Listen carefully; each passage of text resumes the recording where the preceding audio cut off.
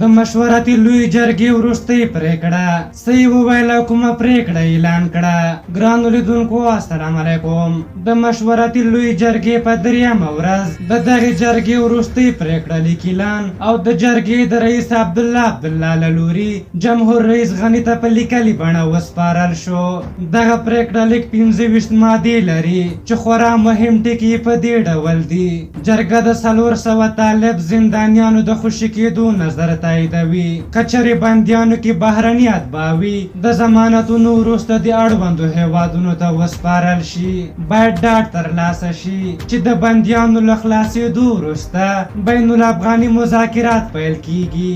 جرګه په فوري توګه د اوربند غوښتونکې ده د افغانستان اسلامي جمهوریت او خلکو ته ډاډ ورکړل شي چې خوشي شوي بندیان بیا د جګړې لیکو ته نه ځي. طالبان د له دوی سره د حکومت ملکي او نظامي بندیان خوشي کړي. د سولې په بهیر کې دی د افغانستان د تیرو 2 لسیزو لاسته راوړنې خوندي شي. د افغانستان د نیم نفوس په توګه د ښځینو حقوق د خوندي او رغنده رول او مشارکت دی ورکړل شي. اساسي قانون ملي وثیقه ده باید وساتل شي خو د اړتیا په صورت کې تعدیل پکې راشي. د ملي مصالحې شورا تشکیل کې دی ټولو قشرونو ته ونډه ورکړل شي.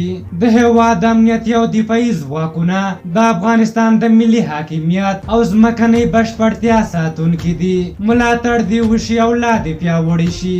جرګې وړاندیز وکړ هغه امنیتي ځواکونه چې له حکومت سره بندیان دي پرته له هېواد سره د خیانت په جرم د نورو بندیانو د بند پاتې موده دې وبخښل شي او خوشي دي شي.